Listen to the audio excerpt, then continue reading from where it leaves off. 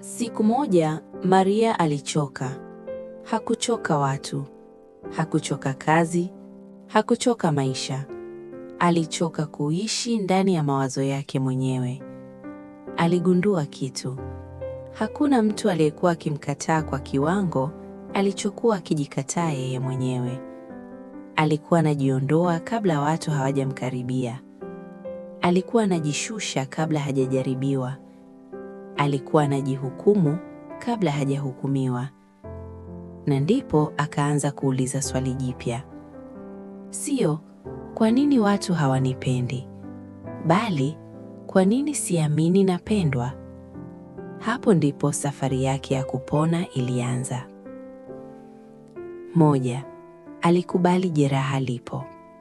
Kwa muda mrefu, Maria alijiambia, ndiye nilivyo tu. Mimi ni mtu wa kujitenga. Sipendi watu sana. Lakini ukweli ulikuwa, hakuwa hapendi watu. Alikuwa anaogopa maumivu. Biblia inasema katika Zaburi 34:18, Bwana yu karibu na waliovunjika moyo. Uponyaji hauanzi unapojifanya uko sawa. Unaanza unapokubali kuna kitu kilikuumiza. Siku hiyo Maria hakumuomba Mungu mafanikio. Hakumuomba ndoa, hakumuomba fursa. Alisema tu, Mungu, naumia. Na hiyo ndiyo ilikuwa hatua ya kwanza. 2. Alibadilisha sauti anayoiamini. Kwa miaka mingi, Maria aliamini sauti ile ile. Hautoshi, utaachwa, hutapendwa. Lakini akaanza kujifunza kitu. Sio kila sauti ndani yako ni ukweli. Kuna sauti ya jeraha na kuna sauti ya Mungu. Yesu alipobatizwa, kabla hajafanya muujiza wowote, mbinguni kulisema, huyu ni mwanangu mpendwa ninayependezwa naye. Mathayo 3:17. Hakukuwa na mafanikio bado. Hakukuwa na huduma bado. Upendo ulitangulia utendaji. Maria alianza kujifunza kujiambia, ninakubalika hata kabla sijathibitisha kitu. Polepole sauti ya zamani ilianza kupungua. 3. Alijifunza kukaa mahali ambapo angekimbia zamani. Kabla ya hapo, mtu akikaa kimya, Maria anaondoka. Mawasiliano yakipungua, anakata. Akihisi tofauti kidogo, anajitoa. Lakini safari hii aliamua kitu kigumu. Hataogopa ukaribu. Kwa sababu alielewa, kila kukimbia kulikuwa kunathibitisha hofu yake. Biblia inasema katika 1 Yohana 4:18, katika pendo hakuna hofu. Pendo kamili hufukuza hofu. Uponyaji wake haukuja ghafla. Ulikuja polepole, kupitia mahusiano salama, maombi na ukweli. 4. Alisamehe chanzo. Hii ndio sehemu aliyochelewa zaidi. Aligundua chanzo hakikuwa rafiki zake, wala kazi yake. Kulikuwa na tukio la zamani, maneno aliyowahi kuambiwa, au upendo ambao hakuwahi kuupata alipouhitaji. Na aligundua, bado alikuwa anaishi humo. Sio kwa sababu kilikuwa kinaendelea, bali kwa sababu hakuwahi kukiachia.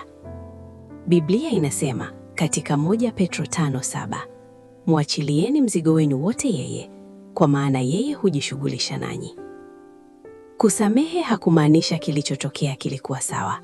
Ilimaanisha hakutaki kiendelee kuamua maisha yake.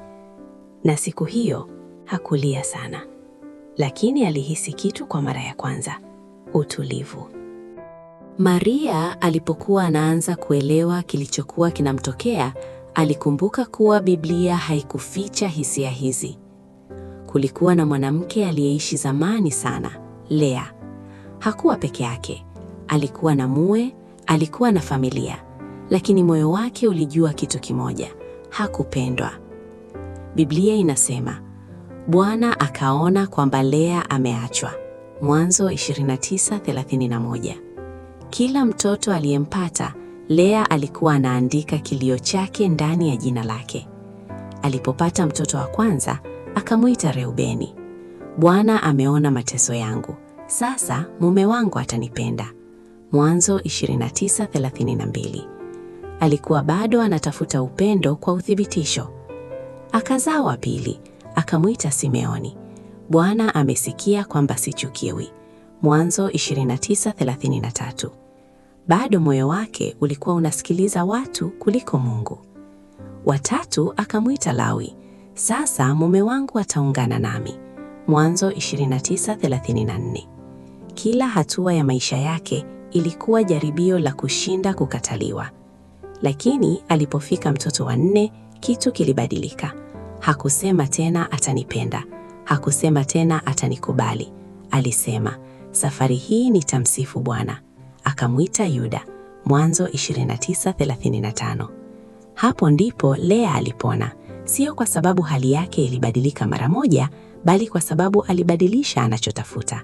Aliacha kutafuta thamani yake kwa mtu, akaanza kuipokea kwa Mungu.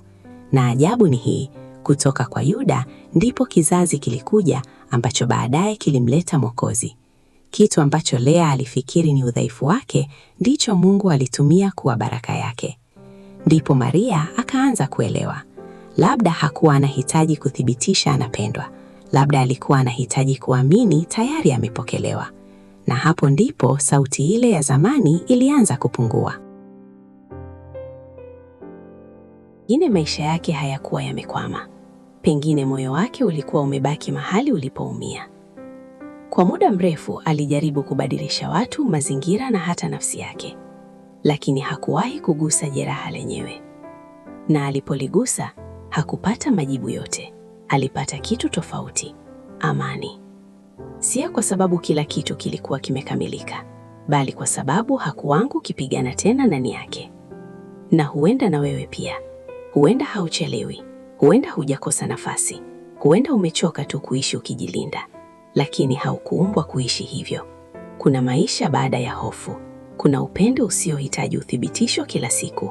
Na kuna Mungu anayekujua kabla hujajielewa.